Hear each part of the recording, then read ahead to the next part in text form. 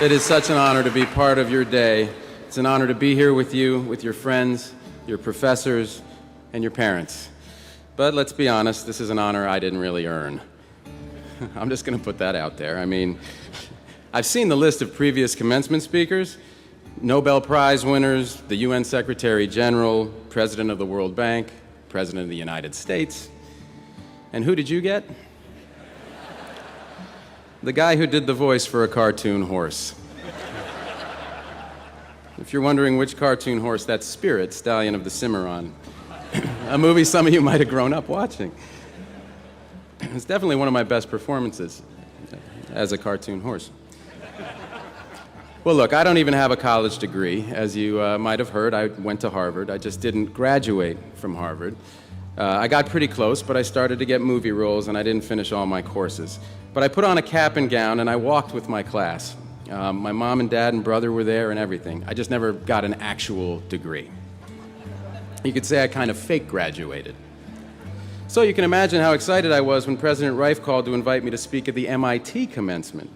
And then you can imagine how sorry I was to learn that the MIT commencement speaker does not get to go home with a degree. So yes, for the second time in my life, I am fake graduating from a college in my hometown.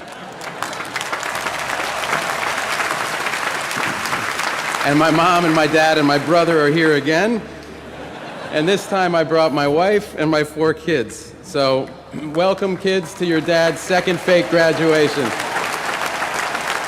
You must be so proud. So as I said, my mom is here. She's a professor, so she knows the value of an MIT degree. She also knows that I couldn't have gotten in here. I mean, Harvard, you know, barely. Or a safety school like Yale. Look, I'm not running for any kind of office. I can say pretty much whatever I want up here. No, I couldn't have gotten in here, but I did grow up here. I grew up in the neighborhood, in the shadow of this imposing place. My brother Kyle and I and my friend Ben Affleck, brilliant guy, good guy, never really amounted to much. We all grew up right here in Central Square, children of this sometimes rocky marriage between this city and its great institutions. To us, MIT was kind of like the man, this big, impressive, impersonal force. At least that was our provincial, knee-jerk teenage reaction, anyway. And then Ben and I shot a movie here. And one of the scenes in Good Will Hunting was based on something that actually happened to my brother, Kyle. He was visiting a physicist that we knew at MIT, and he was walking down the infinite corridor. He saw those blackboards that line the halls. And so my brother, who's an artist, picked up some chalk and wrote an incredibly elaborate, totally fake version of an equation. And it was so cool and completely insane that no one erased it for months. This is a true story. Anyway, Kyle came back and he said, "You guys, listen to this. They've got blackboards running down the hall because these kids are so smart. They just need to, you know, drop everything and solve problems." It was then we knew for sure we could never have gotten in. But like I said, we later made a movie here which did not go unnoticed on campus. In fact, I'd like to read you some actual lines, some selected passages from the review of Good Will Hunting in the MIT school paper. If you haven't seen it, Will was me and Sean is played by the late Robin Williams, a man I miss a hell of a lot. So I'm quoting here. "Good Will Hunting is very entertaining, but then again, any movie partially set at MIT has to be." There's more. "In the end," the reviewer writes, "the actual character development flies out the window. Will and Sean talk, bond, solve each other's problems, and then cry and hug each other. After said crying and hugging, the movie ends. Such feel-good pretentiousness is definitely not my mug of eggnog." Well, that kind of hurts. But don't worry, I know now better than to cry at MIT.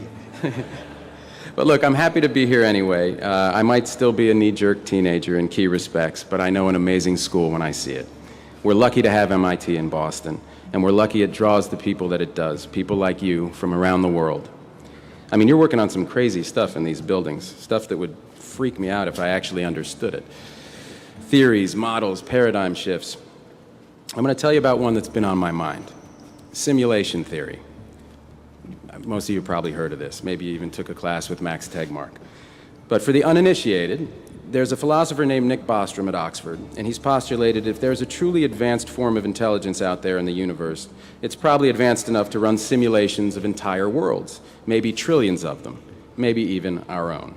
So the basic idea, as I understand it, is that we could be living in a massive simulation run by a far smarter civilization, like a giant computer game, and we don't even know it. And here's the thing, a lot of physicists, a lot of cosmologists, they won't rule it out. I just watched a discussion online a few weeks back. It was moderated by Neil deGrasse Tyson of the Hayden Planetarium, and by and large, the panel couldn't and wouldn't give a definitive answer. Tyson himself put the odds at 50-50. Now, I'm not sure how scientific that was, but it had numbers in it, so I was impressed. But it got me to thinking, what if this, all of this, is a simulation? I mean, it's a crazy idea, but what if it is? And if there are multiple simulations, how come we have to be in the one where Donald Trump becomes the Republican nominee for president?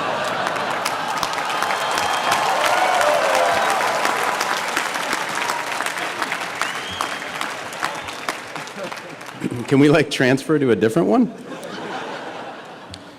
Well, Professor Tegmark has an excellent take on all of this. My advice, he said recently, is to go out and do really interesting things so the simulators don't shut you down. Now then again, what if it isn't a simulation? Either way, my answer is the same. Either way, what we do matters. What we do affects the outcome.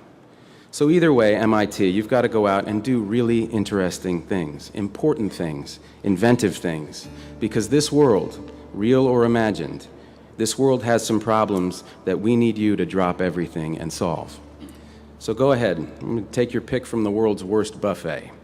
Economic inequality, that's a problem. How about the refugee crisis? Massive global insecurity, climate change, pandemics, institutional racism, a pull to nativism, fear-driven brains working overtime. Here in America and in places like Austria, where a far-right candidate nearly won the presidential election for the first time since World War II. Or the Brexit, for God's sakes, that insane idea that the best path for Britain is to cut loose from Europe and drift out to sea.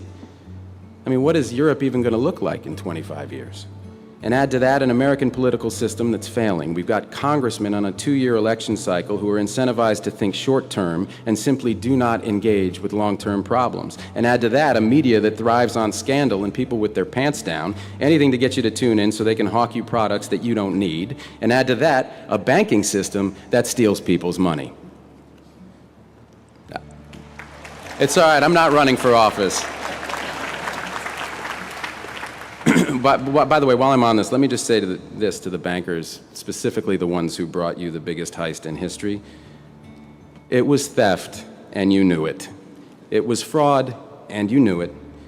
And you know what else? We know that you knew it.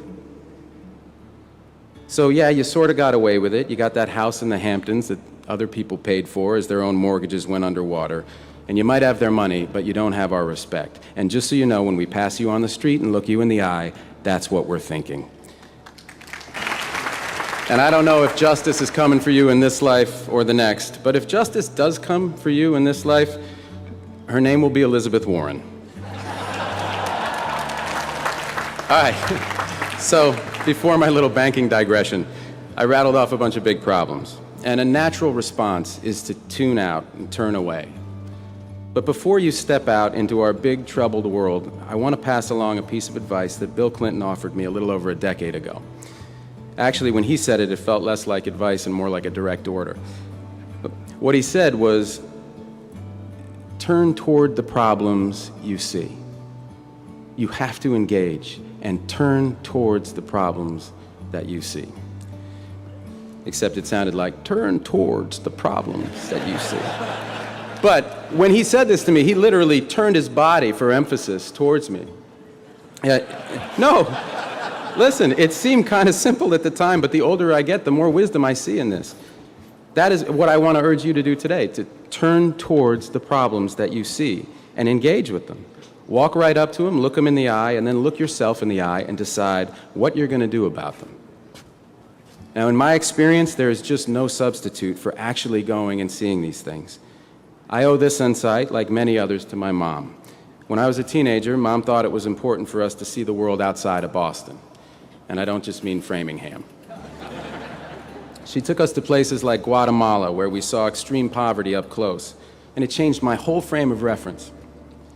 And I think it was that same impulse that took my brother and me to Zambia in 2006 as part of the One campaign, the organization that Bono founded to fight desperate and what he calls stupid poverty and preventable disease in the developing world. And on that trip, in a small community, I met this girl, and I walked with her to a nearby bore well where she could get clean water. She'd just come home from school, and I knew the reason that she was able to go to school at all was clean water.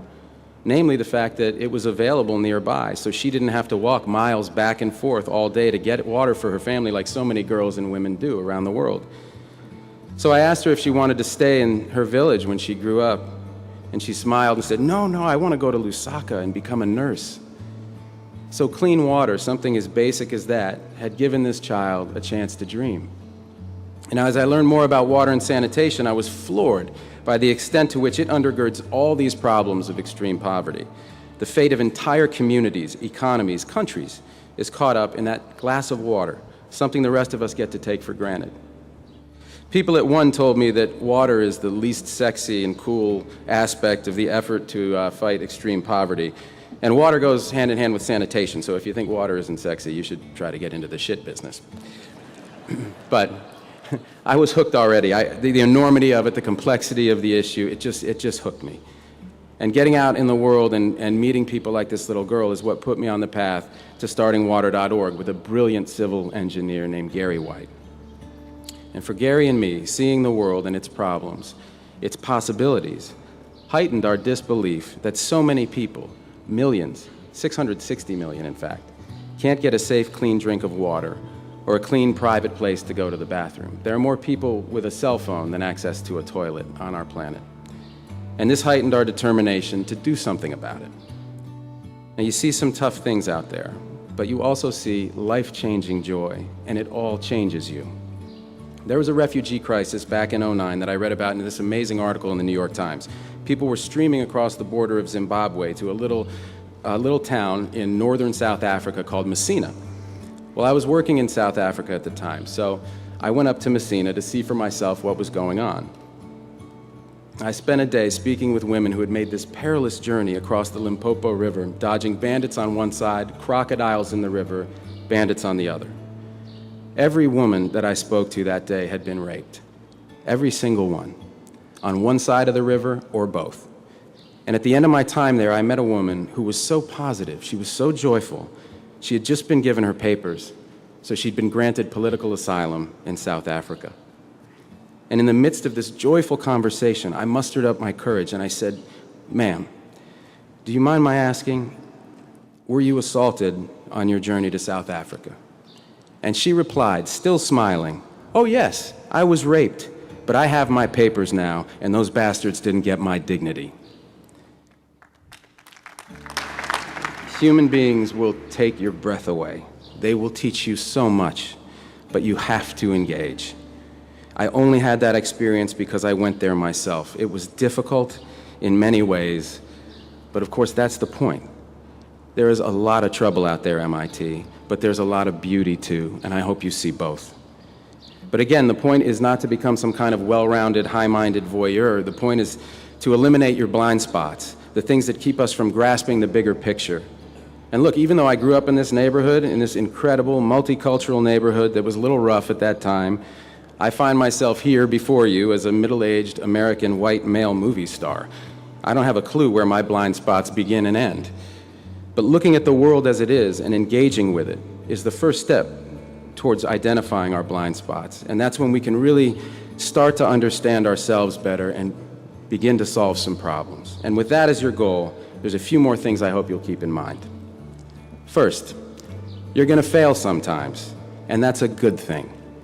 For all the amazing successes I've been lucky to share in, few things have shaped me more than the auditions that Ben and I used to go on as young actors, where we'd get on a bus, we'd show up in New York, we'd wait our turn, we'd cry our hearts out for a scene, and then be told, okay, thanks, meaning game over. We used to call it being okay, thanks. And those experiences became our armor. All right, now you're thinking, great, thanks, Matt. Failure is good, thanks a ton. Tell me something I didn't hear at my high school graduation. To which I say, okay, I will. You know the real danger for MIT graduates? It's not getting okay, thanks. The real danger is all that smoke that's been blown up your graduation gowns about how freaking smart you are. Well, you are that smart. But don't believe the hype that's thrown at you.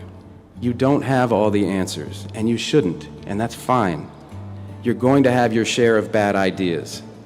For me, one was playing a character named Edgar Pudwacker. I wish I could tell you I'm making that up. But as the great philosopher Benjamin Affleck once said, judge me by how good my good ideas are, not how bad my bad ideas are. You've got to suit up in your armor. You've got to get ready to sound like a total fool. Not having an answer isn't embarrassing. It's an opportunity. Don't be afraid to ask questions. I know so much less the second time I'm fake graduating than the first time. The second thing I want to leave you with is you got to keep listening. The world wants to hear your ideas, good and bad, but today is not the day you switch from receive to transmit. Once you do that, your education is over, and your education should never be over. Even outside of your work, there are always ways to keep challenging yourself. Listen to online lectures. I just retook a philosophy course that I took at Harvard when I was 19. You go to MIT OpenCourseWare, go to waitbutwhy.com, go to TED.com. I'm told there's even a Trump University. I have no earthly idea what they teach there. But whatever you do, just keep listening, even to people you don't agree with at all. I love what President Obama said at Howard University's commencement last month. He said, democracy requires compromise even when you are 100% right. I heard that and thought, here is a man who has been happily married for a long time. Not that the First Lady has ever been wrong about anything. Just like my wife, never wrong. Not even when she decided last month that in a family with 4 kids, what was missing in our lives was a 3rd rescue dog. That was an outstanding decision, honey, and I love you.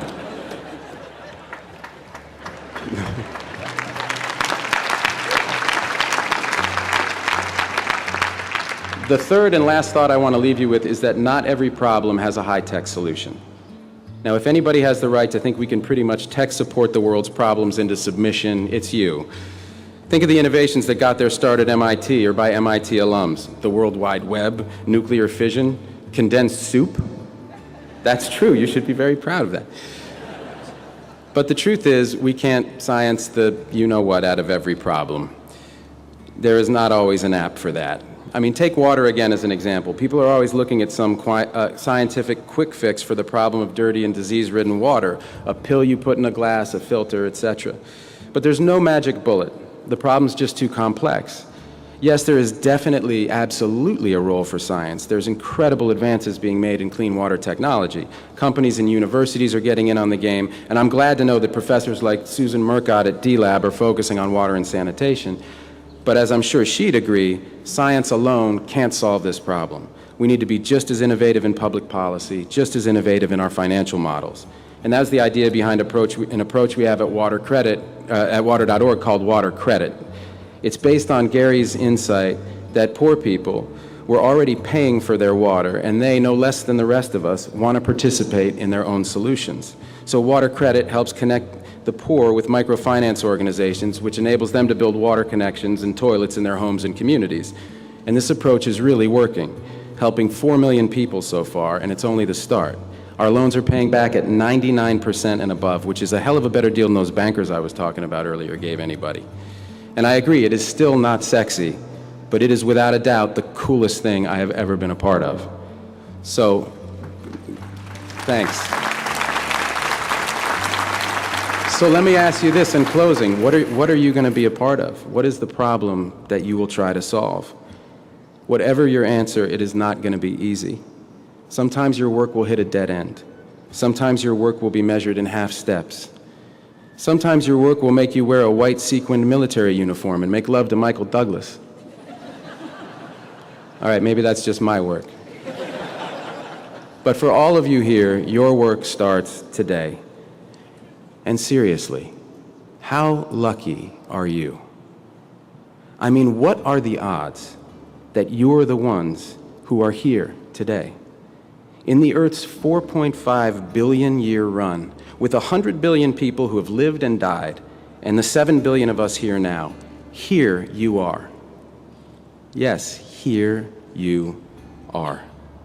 Alive at a time of potential extinction-level events, a time when fewer and fewer people can cause more and more damage, a time when science and technology may not hold all the answers, but are indispensable to any solution. What are the odds that you get to be you right now, the MIT class of 2016, with so much on the line? There are potentially trillions of human beings who will someday exist or not, whose fate in large part depends on the choices you make, on your ideas, on your grit and persistence and willingness to engage. If this were a movie I was trying to pitch, I'd be laughed out of every office in Hollywood. Joseph Campbell himself would tell me to throttle down and lower the stakes, but I can't, because this is a fact. This is not fiction. This improbable thing is actually happening. There is more at stake today than in any story ever told. And how lucky you are that you're here and you're you. And how lucky we are that you're here and you're you. So I hope you'll turn toward the problem of your choosing.